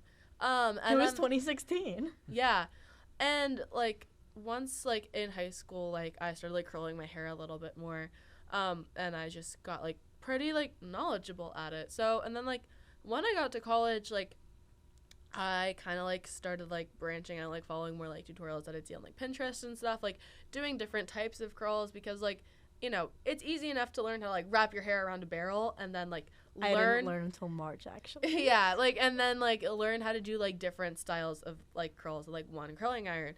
And, you know, like I would curl my hair and then my friends would be like, wait, like can you do that to mine? And then like I would just start like venturing out and like doing different styles on their hair. Like, you know, I taught Taylor how to use rollers. Like I curl Melina's hair all the time. Like she'll text me like the morning that like we're going out or we're doing something. She's like, can I book you for a hair salon day? And I'm like, yes. Yeah, we like to call it the hair salon. Yeah, we call it the hair salon. So like I just got like, now that I can do it, like I just got like really good at it. So like for Halloween this weekend, did Taylor's curls. Yeah, well, okay. So you guys might be seeing the curls on camera, but I actually had like an updo last night because I was Sabrina Carpenter. Yeah. And this is what came out of like the updo that I took out last night. So like when her and Melina, like I both did updos on them last night, but then they asked me to do it. Like I hadn't done an updo in like years because I always wear my hair down. Like, and if I'm wearing it down, if I'm not wearing it down, I literally just like slick it back into a ponytail and like just straighten the ends and I don't think about it. But they were like, okay, can you do an updo? And I was like, sure, but I'm going to have to practice on you guys, like, before Halloween. So one weekend, I think we were just, like, going to Dick's, but Taylor was like, wait, do you want to practice, like, my Halloween hair, like Sabrina Carpenter updo? And I was like, yeah. So I did it, and it was literally, like, Taylor could have worn it at her wedding. Yeah. Like, it looked, not to toot my own horn, it looked amazing. Like, so many people, like, came up to her and were like, your hair looks phenomenal. And she was like, phenomenal. Amazing. Brilliant. What was it? Like extraordinary. what was Liam's? I just said brilliant. Then what's the other one? Like fabulous. Fabulously. That probably made no sense to you, Ryan. I'm so sorry. I'm so sorry. It's a One Direction meme. Okay. I don't know why you just said that though. I don't know. It just came over me. Phenomenal. Anyways, like people would just say like, oh my god, your hair looks so good, and she's like, my roommate did it. And I'm like, I did it. I would go, thanks. Shout out Ella. Like, and it was a hit. So like when I like did her hair, that gets 5 booms. boom, boom, boom, boom, boom, boom. Are we gonna get sued for that? No. Okay. But yeah, like, and I just have like done it I've been doing it like for a long time, and you know, kind of venturing out and then like seeing like. Not even just, like, seeing, like, my friends be satisfied with their hair, but, like, seeing, like, other people compliment it. Like, it's one of my very secret hidden talents. And, like, Melina always tells me, she's like, you are a good writer. Like, you love what you do. But, like, sometimes I just think, like, you would literally be, like, such a successful, like, hairstylist. Like, if you went to cosmetology school, like, that is what I think you were born to do. She's better at styling hair than my sister, who just graduated from cosmetology school. Also, my sister, she just, like, gets, like, impatient with it. Like, she did my friend's hair over the summer. Like, she can dye hair. She's really good at blondes. But, like, in the middle of that, she, like, makes me, like, hold the hair strands. Like, her method it works. It's just very questionable. But, like, I'll eventually make her do, like, your and Grace's hair if you want it. You've seen her work. She's good at doing blowouts and blondes. Yeah. And I don't know what else. I haven't seen. Yeah, but that is one of, like, my very secret talents that I feel like I don't really, like, share that often. But, like, if you see my friends, or mostly Taylor and Melina, I curl their hair a lot. Sometimes I curl Grace's, but because hers is short, like, she usually just kind of, like, either, like, leaves it natural or, like, straightens it. Or she does her hair in a slick back a lot. But, like, if you see Melina and Taylor and they have some really cute curls going on, I did it. The Ella Madden special. It is, the Ella Madden special. I should really start charging money. I do it for free. Please don't. I will. No. I will. And it seems like you love hairstyling, and that leads us well into our next topic, which is one thing you love and one thing you strongly dislike. Oh, Like, okay. Like in general? Just like in general. Okay. One thing I love, Oh my god. I'm trying to think of like something niche that I love I love right now. cheese. Taylor loves cheese, and as she said before, she is lactose intolerant. That do you, doesn't. Okay, when do you know how much you have to love cheese to still eat it despite what it does to your body? Listen, I'm like not like crazy lactose intolerant, and when they make cheese, it like churns out the lactose. It's only like ice cream I that feel like you're lying. That's what my mom told me. All right. Doing the test over when I had my hip surgery recovery, that was like annoying because I only had to eat a diet of rice, eggs, and shrimp for like 36 hours. Then I had to like blow into like 6 air tubes. It was the most like random test. And one thing I dislike, there's a lot of things I dislike, but I'm trying to think of something niche that I like really. No, well, you make your answer. I'm trying to think of like niche things that I like and dislike. So take your time. Well, what do you like? What's something you like? What's something I like? Something like niche. What's something I don't like? Wait, I know something kind of niche that I like. I am a big fan of Arsenal Football Club. I'm looking for. It is kind of. It's a little niche, like. Because the way you obsess over these Europeans as an American is concerning. Because one thing I hate. Europe. Actually, no, not really, not really. You're literally Swiss and Italian. And French. Okay, wait, I'll think of something else. There's like more things. Can I talk about what I love while you course. think? Thank you. Go thinking chair. Okay, so growing up, like, my dad, like, played soccer a lot, like, when he was younger. Like, me and my brother played soccer, but I quit in 4th grade because I was just like, I want to swim. And I was like, all right, whatever. But my brother ended up, like, one day, I think he, like, literally, like, came home from school and asked my dad for, like, an Ozil jersey. He's like, this is what I want for Christmas. And my dad's like, oh, like, you're an Arsenal fan? And Andrew's like, yeah, I guess. Like, that's just always what's on, like, whenever we watch soccer. So, like, my dad and my brother got into Arsenal before I did. And just because it was on, like, I would pay attention. I was, like, with men's soccer, I got into women's soccer beforehand. Like, I really, liked watching it when I first watched, like, the 2011, like, Women's World Cup. I was on vacation in Cape Cod, and I fell. I got a bunch of stitches in my knee, and basically I was not able to go to the beach the whole week. So I stayed home with my dad, and we watched the World Cup, which was really cool, and, like, that's a core memory for me. But, like, when I was in high school, like, I started to get into it more, like, you know, like, following the players. Like, I watched, like, the Euros in the summer of 2021. And then, like, when I went to college, like, it was just kind of, like, something to watch and, like, you know, like, kind of, like, talk to people about, because I feel like not a lot of people, like, really watch the Premier League, but, like, if you watch it, then, like, you know what's going on, because, like, it sucks you in a little bit. And I just, like, it is something that, like, I'm able, like, to connect with my whole family about. Like, whenever I'm home, like, we all get to, like, watch the games together, and it's really nice. Like, me and my dad will, like, text during the games, like, and in our Instagram, like, family group chat, like, we'll all, like, send memes, and it's really fun. Like, it's just fun to follow, but sometimes Arsenal is not fun to watch. They can be very frustrating, but, you know, like, all the players, like, they're just the team that, like, we've supported the longest. And, you know, like, when I was, like, getting into it, my dad's like, you can support other teams, right? And I'm like, yeah, but, like, why would I do that? Like, this is just the team that I followed the longest. So I will, like, wake up super early to watch, like, the Premier League on the weekends. Like, I'll watch, like, the Champions League while I'm home, like, during the weekdays. They always kind of fall on a day where, like, I'm working remotely, so it's great, like, if I get to catch, like, the first half or the second half of a game. And it is, like, really nice because my roommates they won't watch it with me. So on my birthday, Arsenal was playing Leicester City, and I literally made all of my friends watch it with me. I'm like, guys, it's my birthday. You have to watch the game with me. So, and, like, I'm trying to explain everything, and, like, they just let me because it's my birthday. I think we ended up, like, we laid down and watched it because that was after Jersey Shore night. That was after Jersey Shore night. And we that got that silly. We were all, like, in my bed, like, Charlie and the Chocolate Factory grandparents watching this game. Like, and, of course, like, I'll be having a conversation, and then, like, I'll kind of, like, yell at the TV a little bit and be like, sorry, continue. But that is just something that's kind of niche. Like, I just really love it. Like, it's something that I get to, like, connect with my family over. Like, it just kind of helps us feel, like, connected, even though, like, I'm at college, my brother's at college, and, like, my parents, like, are at home. But it's just something that, like, we all follow along with, and it's so much fun to watch. And, you know, a lot of people are always like, oh, like, Arsenal's not winning because they lost. And then, like, Man City lost yesterday, too. So it's like, well, we can't count anything out yet. But they need to figure out their midfield situation. That is something that I'm not really loving right now. But what is something you dislike, Taylor? I thought of something. No one's going to know what the hell I'm talking about. Hazel Boutique. I know what you're talking about. Well, yeah, because I've told you, if you're like a girl from New Jersey, you know what Hazel Boutique is. All the employees there, like, they always look at me like I have 5 heads. Like, they're always judging me when I walk in. Because you do. No, I don't. I'm beautiful, first of all. But every time I go in, it's like a lot of girls from my high school. I'm saying work because I've never seen them actually, like, do anything, like, employee. They just kind of go in the back and, like, stay on their phone. And, like, they always, like, give me tude. And it's like, is it because I'm not, like, dolled up all the time? And my sister, hold on.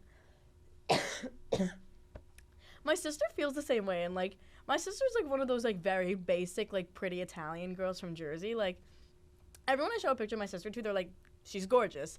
And, like, she's not afraid to be mean to anybody, so she, like, gives them attitude back, and she's like, yeah, I hate them too. Like, they're always, like, so mean to me. She's like, where is this? And, like, oh my God, I could literally go on. Like, and you would have to buy Hazel to be, like, cool at my high school, like, even though we had goddamn uniforms. So, and you'd have to wear, like, a sweatshirt over your uniform to like, show, like, yeah, I had enough money to buy a Hazel sweatshirt because they were $80 for no reason.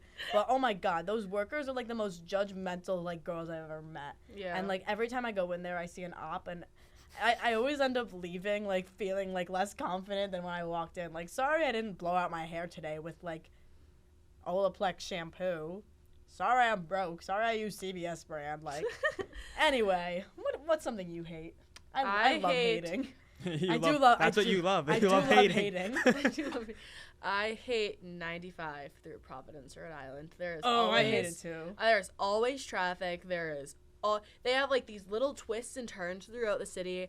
And also, like, when you're driving in Rhode Island, like, nobody, like, moves over. Nobody will let you merge. So sometimes you could literally be going towards, like, the opposite of where you're headed to. And you're like, somebody please let me over. There's always, like, road work. It's just the worst city to drive through. Like, whenever I drive home, I will actively try not to go on 95 because I hate driving through Providence. Like, I have another reason why I hate driving through Providence. It's, like, totally different than, like, the driving wise, though. Yeah. And, like, growing up in Boston, like, the highways in Boston are, like, famously awful.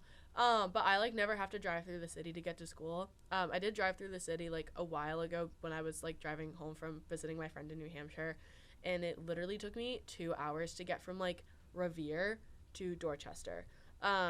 Because the traffic was just so bad. And Revere is, like, the town literally right above Boston. Dorchester is literally a neighborhood of Boston. Like, on, like, it's, like, right near the town over from me. But, like, it literally took me 2 hours to get through the city, and it was awful.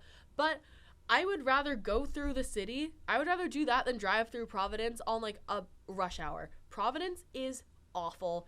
It is, like, just driving through 95 Providence, terrible. I never want to do it again in my life. I'm going to have to do it, like, whenever I drive home for, like, Thanksgiving. Yeah. All right, no, we can take the Pike. I'm gonna take the Pike. I take the Mass Pike. We'll be okay. Yeah. Are we gonna hit, like, animals? No. Okay. No, I took the Mass Pike home at night when I was driving home for Columbus Day weekend. I didn't hit any animals. I just don't like going through Providence because, okay, my car is from 2006. So it doesn't have CarPlay. It, like, doesn't have aux. Like, the only way I can, like, play my music through my car is with an FM transmitter, which, like, it basically creates, like, a baby radio station for your car. And then, like, you connect with Bluetooth. And I, like, picked station 101.5. And Providence also has a 101.5. So every time I go, it, like, gets all scratchy. They stop playing my music, and I start hearing, like, random talk shows. So then I have to listen to actual FM radio, and it's always playing, like, the same things from, like, 2022. It's always, like, As It Was by Harry Styles, Dance to the Night by Dua Lipa. This has been on the charts for years. Like, why don't they change it? Like, I don't want to listen to, like, basic pop. Like, let me listen to what I want to listen to. Yeah. I could go on about this, but, like, I'm running my car. My car's actually not here. I'm running my car into the ground. It's a 2006 Toyota Corolla. I love her dearly. It's missing 3 hubcaps. The maintenance required light is on, probably because I need an oil change. I think I got my catalytic converters stolen because, like, the bottom of, like, my car is starting to fall off. Like, there's cracks in it. There's dents. Because it's also my first car, but, like, it like, refuses to die. So I'm, like, keeping that thing until I, like, actually can't drive it anymore. Yeah. Me with my 2010 Toyota Camry. Like, but, yeah, those are things that we love and things that we hate. I feel like these are things that can only happen to you, Taylor. Yeah. A lot of the stories you shared, like, this can only happen This might to be you. an original experience. Like, One most thing of them- about me and Taylor, we have original experiences. Like, yeah, we Mm. could get into that, but we'd be here for hours We once would. again. Yeah, the lore is crazy. And Yeah. moving onwards, I'd like to ask you both. I know it's a little terrifying to think of post-grad, but I'd like to ask you guys your hopes and dreams professionally or in general. make money. Get rich. Yeah, that's it. Yeah. Get rich. Have a swimming pool. Have an indoor pool. Mm. Not I an indoor want- pool. I want like an in-ground pool. That's what I meant to say. Sorry.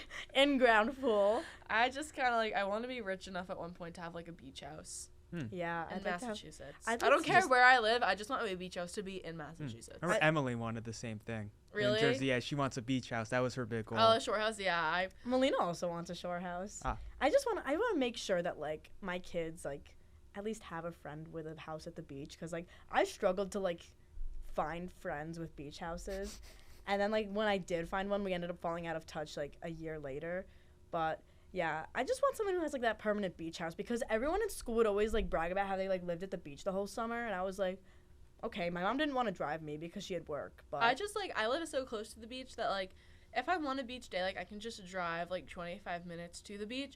But like during the summer, like it is really nice because my cousins have a house in the Cape, and my grandparents live there like year round. So it is really nice to kind of like have like not like be related to people who like have houses that I can like go and like hang out at and like be near the ocean, which is nice. when But Ella gets a beach house, I like to mooch off of her and go to the beach. she likes to tag along on my family vacations. Yeah. Well, I couldn't go in 2023 because I had like just started walking again. It sounds like I had a traumatic accident. I literally just had like my hip reconstructed. So this is like when I could start walking without the crutches again, but I was still kind of limping. So I couldn't really do beaches that whole summer, which sucked.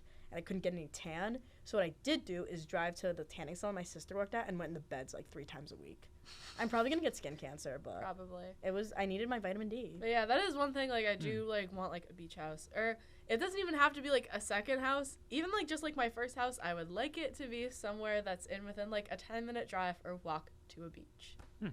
Well, if there's a hurricane, like, you're screwed.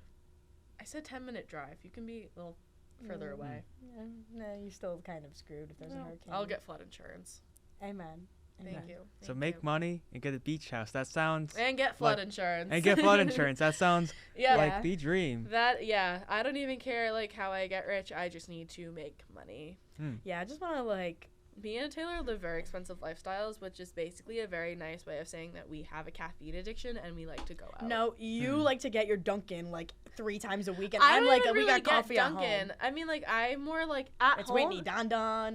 Whitney Don Don. I say Whitney Don Don instead of Whitney Donut. We got Whitney Donut. We got Cheshire Coffee. We got Ground Up. Well, Sister Max Goldberg works at Ground Up, so he promised us the Ground Up special, and then like he hasn't been there every time I've gone. Yeah, I usually Whitney Donut is like my go-to coffee here. I try not to get it too much, but sometimes if I'm just like literally running out the door, like I don't always have time to make coffee like here at the house, especially like iced coffee in the morning.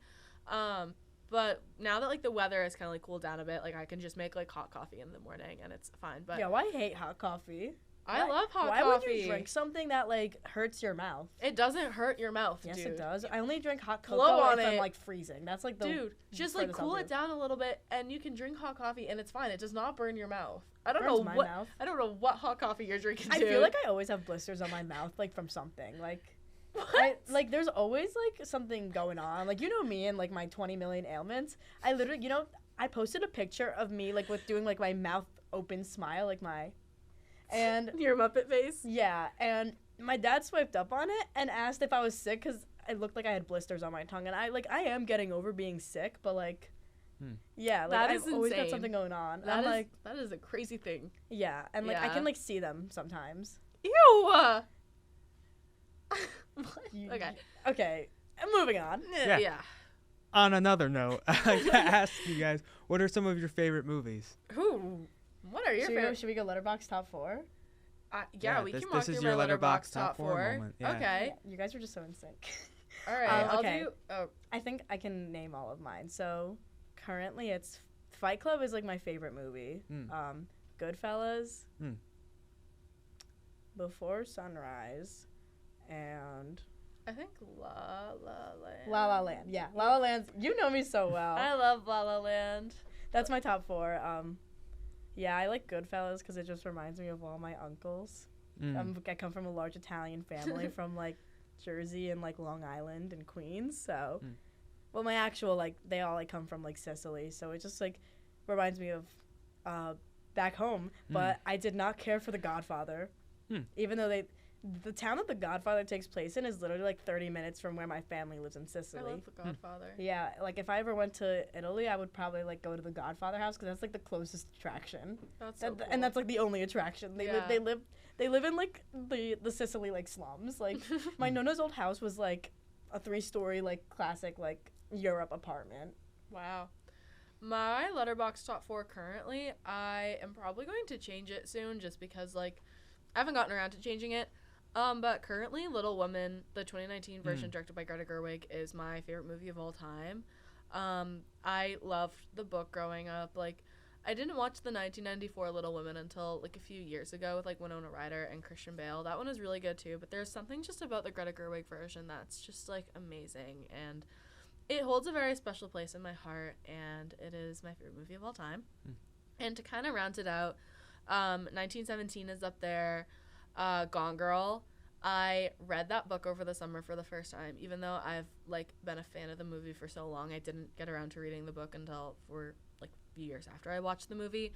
The book was amazing. I read it in Aruba this summer, literally in like a day. It was awesome.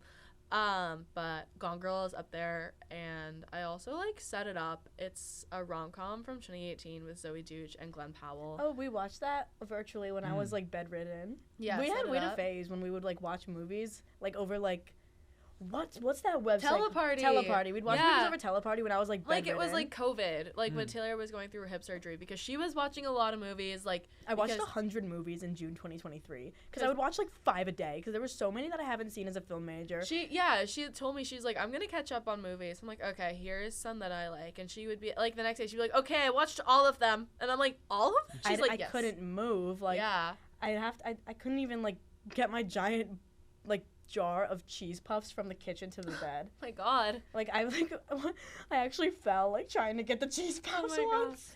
Set It Up rounds out like my top 4. Like I don't use Letterboxd like as much as I did like in years prior. I really like, obviously I log every movie that I watch, but like my watch activity really goes up like around this time of year when I'm watching like all the award season movies, like all the fall festival movies get released into theaters. So I really want to watch like The Substance this week because we now just it's watched We just watched We Live in Time. We Live in Time. We Live in Time. Yeah, with Florence Pugh and Andrew Garfield. That was really good. We saw Saturday Night in theaters. Yeah, that was a good time. That was fun. We all really liked that one. We gotta watch the episode tonight. But I like mostly like watch like a lot more like TV now. Taylor hates watching TV with me because the shows that I like. Your shows are all the same show. It's just like it's like White Ladies Working. What the hell? No. 30 Rock. No. Girls. Okay, Girls, maybe. Sex and the City. I guess. What else do you watch? Yeah, I feel like it's always like that or like soccer. I love Veep. Veep. Another one. It's not, there's like 2 women in like the main characters. 3 if you count Sue. But Sue's not in the later seasons. Sue Sylvester? No. Sue Brash. Oh my god. Well, the shows I like to watch are like Brain Rot. Yeah, Taylor likes to watch like Smiling Friends. Okay, I don't watch Smiling Friends like that. I'm on a Glee kick recently. Oh my god. I will literally be in my room like trying to do homework, and like because Taylor's room is right next to mine, I can hear her watching Glee at like top volume. So all of a sudden I'll hear like, it's not top volume, it's at like 20. It's loud. And I'll hear like a mashup, and I'll be like, are you watching this episode of Glee? Because I watched Glee in middle school. And I'm like, are you watching the episode where, like, I'm trying to think of, like, a specific event. I'm like, oh, my God, are you watching the episode where Rachel sends Sunshine to a crack house? And she's like, how'd you know? And I'm like, because I could hear telephone. Yeah. Or, like, when Puck sings Fat Bottom Girls. Okay, that was, like, that's an underrated cover. Like, me and Anya, like, whenever we get touch tunes, Anya's my best friend from home. It's always Fat Bottom Girls Glee cast version. Like I will fast forward that. And I love my Jersey Shore. Mm. I mean, that's Yeah, like Taylor my likes that a lot reminds of, me like, of my reality cousins. TV. I like bad reality TV because it reminds me that like I'm doing better than some of these guys were. Taylor likes bad reality TV, and I like half-hour comedies. Yeah, I did watch all of Parks and Rec in like 3 days during my hipster. Parks touring and over Rec is like one of my favorite shows of all time. I I'm do love obsessed with it. Parks It was and Rec. good. Even my mom started liking it, but then she'd ask me too many questions What because are, she'd like, walk in Wait, what are your mid-episode. top 3 TV shows of all time? Like Jersey Shore, obviously. What have I watched? Like, I mean, I guess like The Office is up there. Like, they always have a special place in my heart. I was watching The Office on my flight home from Chicago, and I was like, wow, I forgot how funny this was. Like, I watched like the Rabies Fun Run episode, and I was like, wait, this is actually like funny. Like, I feel and like now The I watched it like Office- older, and I like, actually. The get Office it. got a bad rap for a few years because I feel like I watched it when I was younger and I loved it. And then I feel like everyone else watched it and made it like this whole thing. So then I got sick of it because it was everywhere. But like, I do love The Office. And then like, I love my Abbott. I do love Abbott. I was actually just Abbott on Abbott on Abbott. I can't say the other part. But I was actually catching up on Abbott yesterday while I do love you were Abbott. sleeping and Melina was sleeping. I was having like my pigs in a blanket, like recovering, and having my Abbott on Abbott on Abbott. Yeah, I love that. I do love Abbott. That's one of my like favorite shows to watch. Like, But I'm currently on a TV hiatus because the streaming service I use, which is like probably illegal, the server's been down. Like, I've been texting the guy, so like I've been forced to just watch like stupid YouTube videos for the past like 3 weeks in my room because I have like every bedroom in the house has a TV, and we have a giant TV out in the living room. But my TV, sorry, there's a dog going crazy outside. He's just like running across the field. He looks so free. But like the TV in my room, we use Plex, but Plex has been down, so I haven't been able to watch my Glee, my Jersey Shore. Like we actually need to get back on our Vanderpump wave. We do. Me and Taylor Vanderpump is so have- funny. We have a special place in our heart for Vanderpump Rules. Yeah, it's just like servers being messy, and they're all horrible people. But I love Stassi Schroeder. I love Stassi. Me and Taylor. She keeps it real. We're like Stassi and Katie. I feel like. Who's who? I'm Katie. You're Stassi. Yeah, Stassi's just like crazy. Yeah. Love her. Yeah, but no, like I watch a lot of TV. Like me and Melina are currently like, whenever we're like eating like dinner together, like we'll put on Broad City, which we love. Like it's like kind of goofy, but like it's just fun to watch. And then I'm also currently watching. I'm trying to think. Girls, I will say, I love HBO Girls. A lot of people don't get it, but I do. And Why I do you have to always call say- it HBO Girls? I don't know. I always just call it HBO Girls, but that you do not choose when you watch that show. That show chooses when you watch it. And it's like you watch it and like if you're just like a young woman in your 20s and like it is literally just about girls in their 20s like being like not necessarily horrible people, but like they're learning, and even though like they have all their flaws, like they all do genuinely care about each other. And I just think it's like one of my favorite shows of all time. And then my other two favorites, I'd say like Parks and Rec will always be up there. And I love Game of Thrones. I watched that I during couldn't get COVID. into it. Yeah, of course you couldn't. Well, sorry, I can't understand what they're saying. Oh my god, just turn on captions. Yeah, but I'm like already caption reliant. Oh I my don't God. like British people shows. I can't stand a British accent. I'm sorry. If I'm I sorry, England. Oh my god. If I'm like rewatching like Game of Thrones, like I won't really watch like season 8 because like I don't really like what they did. But like the first few seasons, like even like with watching like House of the Dragon, like I don't really like season 2 of House of the Dragon. Even though I love Game of Thrones, like you just will watch that and like yeah, people will say it's good, but I'm like it's not comparable at all to the like first like 6 seasons of Game of Thrones because they did like so much more with like so much less. Like just the pacing was perfect. Like it is just genuinely like such a good show. I love Game of Thrones. But yeah. I got nothing else to say about Glee. Yeah. And I think that rounds everything up here. Yeah. And I'd like to thank you both for coming on. And would you like to leave the audience with anything before we wrap things up here, like motivational quote or a plug or anything like that? Follow me on Instagram at Taylor Dilisi. I will be tagged in the post likely.